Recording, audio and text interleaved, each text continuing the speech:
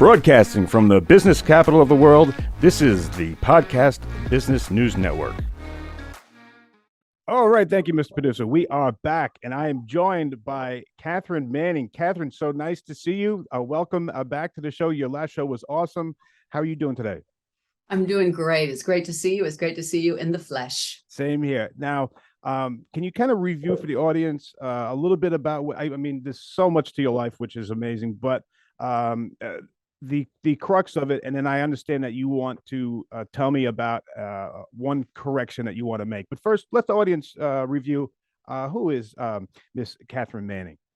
Oh, oh, metaphysical me. Well, I have a business called Southern Fried Spirituality, and I'm here in my home office in Los Angeles, which isn't sunny today, which is so wonderful because I hate the sun. I think I'm a bit of a vampire. I really mean it. And I work at home. And thank you, COVID. Excuse me. And I'm a psychotherapist, and I do all sorts of healing work. I hate the word healer, though. I hate that word. I don't know what it is. It just drives me a little bit nuts. I think it kind of sounds fruitcakey. But I work with people, human beings. And there's a cat here and a dog here, but I don't work with them. They just follow me around and drive me a little bit crazy. Mm. But what I do is I do these protocols that I've just learned over the years and done a lot of certifications and licenses and continuing education credits. And I just love my work. And plus I see energy a little bit. So I love the work of Donna Eden, and that's about meridians and chakras and kinesiology. So I do some hands-on work. But last time you asked a wonderful question about family systems. And I described a situation that I just love because I tend to live in a universe of multiple realities anyway. So let's say a family sitting at a dining room table and they have dinner. And then the next day, the family, because I also have a pastor license besides a clinical one, so I can see families, not like see energy wise, but they can come and see me individually. Work with everybody. I got you. Yeah, you got it.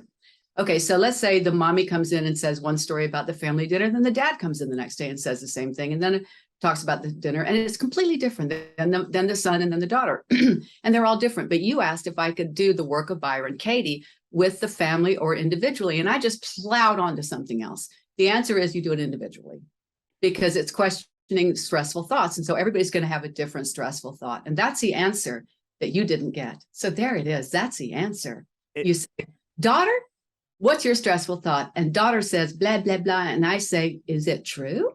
And you absolutely know it's true. And then you do each one individually. That's the answer. I see. And you have a bunch of YouTube videos on the work of Byron Katie. Can you explain to the audience who Byron Katie was? Yes, I can. She still is. She is a incredibly clear teacher who has a very simple way to make you free. And we just identify, strategize, write down stressful thoughts. You apply 4 questions and turn the questions around. And hopefully you get to freedom like I have. And it sounds very simple. It's radical. It really is. She was a terrible, terrible drug addict, alcoholic, and rageaholic. And her family got her finally into a rehab in Santa Monica about 30 years ago. And she hated herself so much, she slept on the floor. And she saw a cockroach on her leg one morning, and she heard this laughter erupt. And it was her.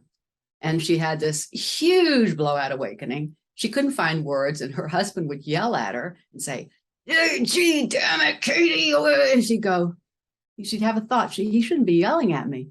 But the thought would not coincide with her reality. And she found that was stressful, and the work was born. And for the rest of her life, she has devoted her life to going around the world, having people find out this is what is supposed to happen, even when it's the worst thing. I'm not supposed to. That sounds way too easy.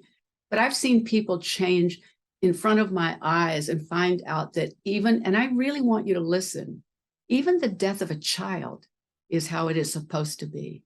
It is pretty good. I got goosebumps. And it sounds like, people probably get really angry with that. But this kind of thing is pretty amazing when you sit with Katie and she simply asks you, is it true? And you absolutely know it's true. How do you react when you believe the thought? And you start to believe, see, a thought's innocent. A thought's just a thought. But when we attach a belief to it, it gets stressful. Just any thought. Could that be like one of those limiting belief type things where something? Well, any belief to me is limiting, because if I believe a thought, it's going to limit me. See, it's like when somebody said, I dig God. I really dig God, but I don't believe in God because that's too limiting. But the magnificence of this experience that I have every day is, I guess it's God or dog or whatever. It's something, but I don't call it a belief because that conceptualizes something, that puts a frame around this magnificence. So therefore, I don't believe in it. But I have a thought like God is. Now, I wanted just to go back and are you was Byron Katie saying that things are predetermined when you brought up the death of the child? That's the way it's supposed to be. Oh, no, I don't think so. I think she No? just loves what is. Say again, please. I think she just loves what is. In other words, okay, let's say I'm driving somewhere and I'm on the freeway because I live in LA and there are a lot of freeways. Okay. And I'm really wanting to get to this place. And I have a flat tire, and that really pisses me off because I'm not going to get to where I'm supposed to be. But if I love what is, there's no way that can be wrong. And another example, last Thanksgiving, I fell down in my kitchen. I couldn't get back up. But because of I don't know what happened, but I lay on my floor and I noticed that the underneath my island was filthy dirty. And I just lay there and noticed it for like 45 minutes. And it really was dirty. I just couldn't get up. I never knew what was wrong with my poor little body. But I lay there for and the dinner was cooking and everything was, I thought, maybe burning. I didn't try to take myself to the phone. I didn't try to do anything. I just lay there because somebody had to lay there, and I loved what it was. And I swear to you, I was there for 45 minutes and then I got up and cooked. Were you in pain? Nope. Just not able to get up? I just accepted you really have to understand. One gets to, you just got really concerned for me. I really wonder what it was. Well, I know I'm just trying to understand. Well, what it is that when you just don't, when you don't resist what is, I'm not a fool. If it had happened again, I would have run to the doctor and figured something out. But I just lost the power in my legs and my knees. Now I have problems with my bones and my hips and everything sometimes, but I wasn't that concerned. I just knew that there was something happening and I was supposed to be on that floor at that moment. And you just accepted that? That's it, loving what is. And I just got up and then I cooked and the dinner was perfect. So was that kind of like, maybe you would tell me when you got that McDonald's commercial and you were kind of at the crossroads and that just happened. How does that work into I don't want to say plan. So you talking about when I was in India? Yeah. So give me more. Tell me more. So you got the news that you got this commercial, which was going to be huge, right? So financially, you had stumbled a little bit, and this was going to bring it all back. In that moment, what would Byron Katie say? Something huge like that all of a sudden comes into your life. She wouldn't have said anything. She probably would have just said, "Where's your proof? You haven't done it yet." Okay. So I made a story about it, which was, I'm supposed to be a therapist. That means that because I got the money, now I can go to school. But that's not what she would have said. She wouldn't have said anything because she's too smart.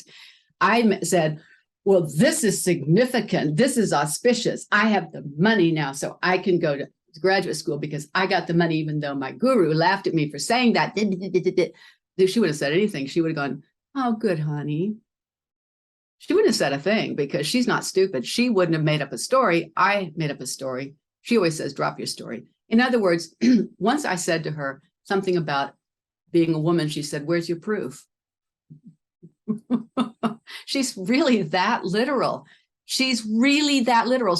When she was having her awakening, somebody said, oh, Katie, I love your car. And she gave him the car. Wait, there's better. Somebody walked in and said, I love your house. She gave them the house. She had to be restrained. Her husband, Paul, had to stop her from doing these things. She can't stop this thing that happens to her. She listens literally. She taught me to listen literally. So my practice is actually really good because I don't answer questions unless they ask like a yes or no question. I got really good with this, but I'm not quite as good. I'm a little bit more flamboyant. But in India, it meant, yeah, you're supposed to be a therapist. You got the money, go back and do it. That was an auspicious sign, but that's not what Katie would have said at all. She would have said, oh, have you done it yet? Wouldn't mean anything to her because that's not how she is, but that's how I am. I'm still very dramatic. And one thing that you bring to your practice, which we did, I don't think we discussed very much, is that if someone wants to come into your office and do a session with you and be a victim, you'll say, not Out. here. Yeah. Yeah. Tell me more about that. If you could expand on that. Well, I'm a little bit, I think kind of brutal. And I've been called harsh and too strident. And it's not like I don't take that as an insult really sometimes, because I don't speak woundology. You know, there's a whole thing, and I think that's Carolyn Mace's name for it. You know, people just talking woundology. Because I will never forget, about 15 years ago, I walked into a restaurant to meet a group of women that I knew, and they were all talking about their inner child shit. Okay, it's all right. Their inner child stuff. And it's like, what the hell? I don't want to be here. It's like, I around 3 times, make the sign of the cross and spit and leave. I mean, I felt tainted. I said, what are you doing? Well, we all relate. There were negative bonding. And I thought, this is not it. And they were mad, and I got ostracized. Oh gosh. And then, it's just like, it was so vile. And I really watched. And so people started coming to me every now and then. They'd say, I think I need to recover a memory of abuse and incest. I said, honey, if it ain't there, it didn't happen. Well, how do you know? I said, because I know. Now you can get out, or you can start talking real. And usually, what are they gonna do? Report me? You know, I've been reported about 5 times by my bipolar sister. So I became unafraid of that. She's cuckoo bananas. And that's actually very, very scary and horrible that somebody goes after your livelihood, but she's boop, boop, boop, boop. So borderline bipolar. Oh, wow. Well, before, I want to see what the audience has to say here. Okay. But before that, let me ask you, I know I asked you what you preferred in your practice, was to work with individuals or to work with families, and isn't kind of the working with a family, when you have them all together, do you change what you do because they're all there, or is your approach different? No, I don't think so. I think I love working with families, and people say, they love to say dysfunctional family, and I go, what, where? What do you, that's a really great thing to say. And can you tell me what that means? And I had a girl in here, she's 24, 27 or something, 20. And she came, and her family's they're just all so spoiled, because you have to be kind of rich to come to me. And so they're all so spoiled. It's like, oh no, did you not get your avocado toast this morning? Like, oh my God. So I said, okay, where's your family dysfunctional? Did you not get everything you needed? Well, I don't think they're interested in me. No, they only made every soccer game. They gave you dinner, but she got more. God, I said, so where is the dysfunction? Well, I just feel so left out. I said, you feel left out because you are a rotten bitch, and you are not acting appropriately. That's how I talk. Yeah, it's refreshing in this day and age. But they come back. They like it, because no one's telling them the truth. No one talks to them like that. They don't. And that's how I talk. Not, I don't always curse, but. Oh, yeah. Well, it's real. She's coddled. Yeah, that's extreme, but that happened like a couple of weeks ago. Well, like with someone like that, is that just privilege, overwhelming reality, or? That's unfortunately millennials, and that's kids that are just so. And when I was in school, I worked at NYU. I was able to work in a population that was really, these were abused kids. These were kids. I go up into Harlem, and they had iron marks on their bodies from the burns their mother put on their bodies. And come on, they were really hurt. They had a vernacular. They were so used to it. They would talk about it as if, they were numb to it. They were dissociating, and I think about those kids, and I think about these kids sometimes. I go, dysfunctional? Yeah. They don't know dysfunctional. They just know words from the internet, from social bloody media, and this listen to, which is really tragic in a way, because that kind of repetition. And so my suggestion to all the families is, please send your children to a third world country for 1 year to do volunteer work. and then bring them back and let them talk about dysfunction. Wow. That's what I say. I swear to God, that's what I say. And then I say, you join them. How do you explain to that the millennial, you don't have it bad. You You can't say anything. They think they do because they get so much support for their nonsense. I see. But I don't indulge them. I don't go, oh, how does that make you feel? Well, I say, oh, shut up. I say, that's what I say. Well, I guess they don't hear that from. So don't come to me. Don't come to me, kids out there, because I ain't going to be nice. I don't want to really encourage them to come because I don't suffer fools. I mean, they're so silly, and they can question their thoughts. Like, my family's dysfunctional. And I can say, is it true? That would be the best thing to do. And many of them do. This 27-year-old did a worksheet of Byron Katie's with me, and she came real far after that. Oh, so you saw some improvement in I asked her to do a worksheet. Yeah, she was projecting all over the place. She was really blowing it at work. She's a teacher in Brooklyn, and she was really ruining it with her coworkers. I said, you better get off this high horse of yours, honey. And so she did. I saw her on Zoom a couple of times. And so she did a worksheet about this guy she worked with. And she did, and she went far. Nice. Well, you are good. Look at that. I'm good. Yeah, but I'm not going to leave them hanging with just the bad words, usually. Well, let me see what the audience has to say here. Okay. Mr. Producer, what's coming in? Instant feedback. What do people want to know? All right, we have one just come in. Sally in Boston wants to know, are the people we attract in our lives a sign of our personality?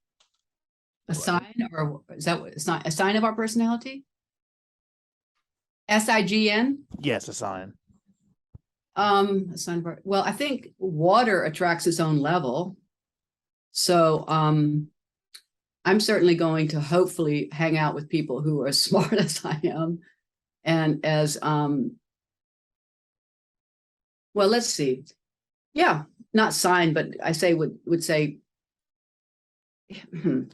So imagine iron filings on a grid, right? And here's a positive, here's a negative, and people kind of like come in and sort of wobble between both. I don't want to get too weird here, but like, I don't even know that there are many of us here. There's probably just one kind of splitting off into various ideas.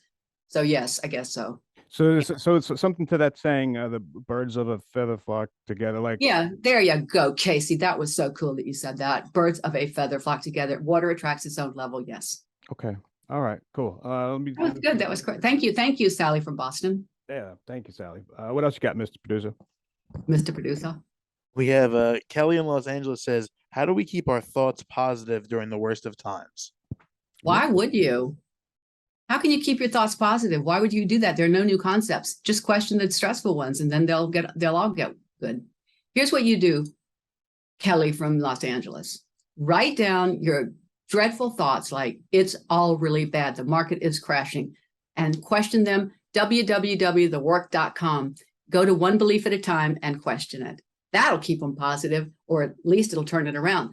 The world is ending. And then you get to the turnarounds. The world isn't ending. And then you go, shit, the world isn't ending. Whoops. But what if it feels it will feel like at the time, it feels like will. It's real. It does, because it does. Every day I have these dreadful moments of insanity where I think I'll never retire. My portfolio is tumbling. Everything's crashing. So that's just a moment, because I'll talk. I don't want to talk myself out of it immediately, because it will come back if I do. Because the ego will say, oh, come on, Catherine. No. So I'll stop. I don't do this so much anymore because I've done this for 20 something years, but I will write down, things are terrible.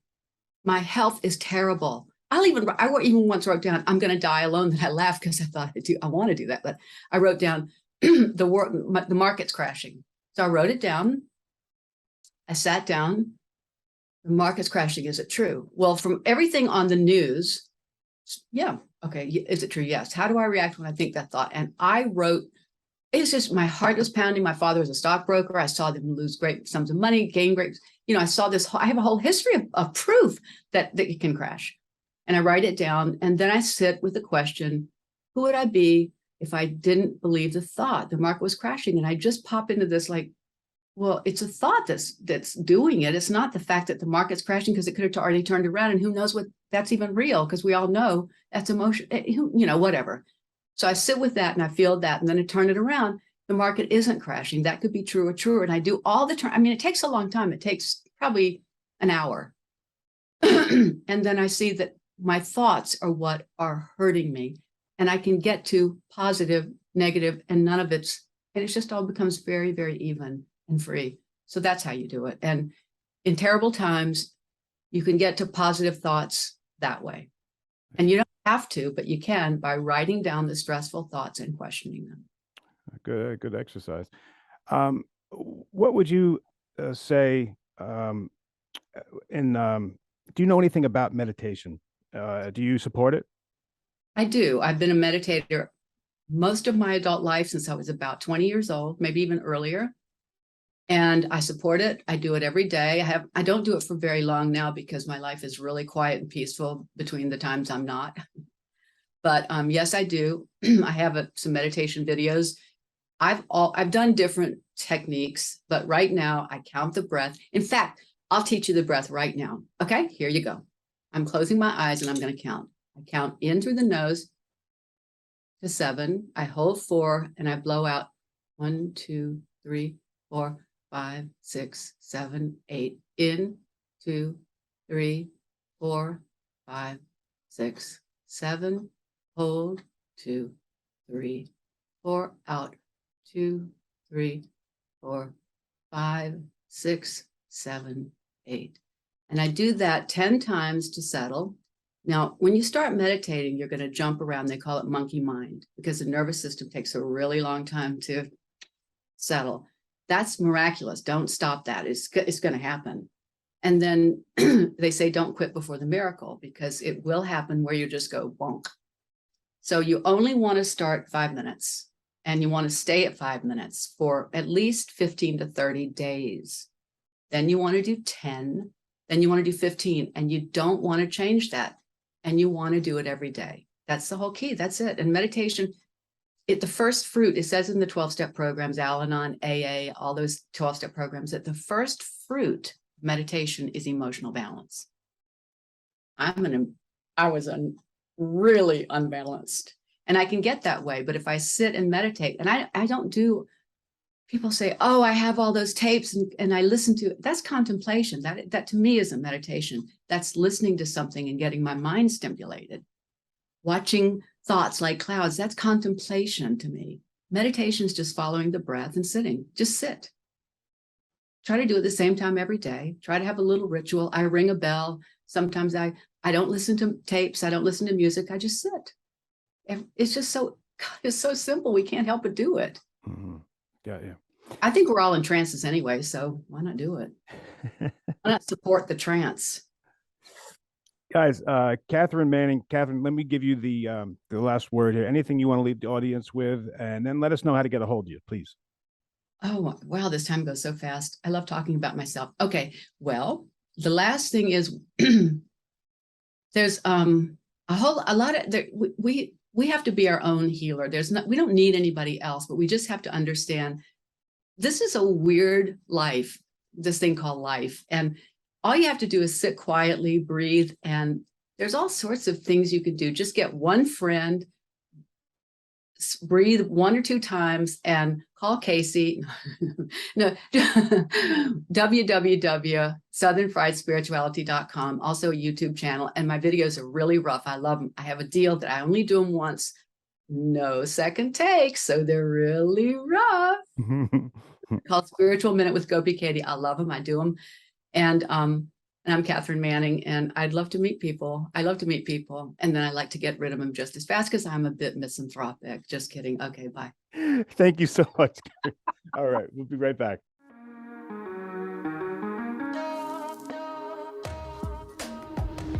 Broadcasting from the business capital of the world, this is the Podcast Business News Network.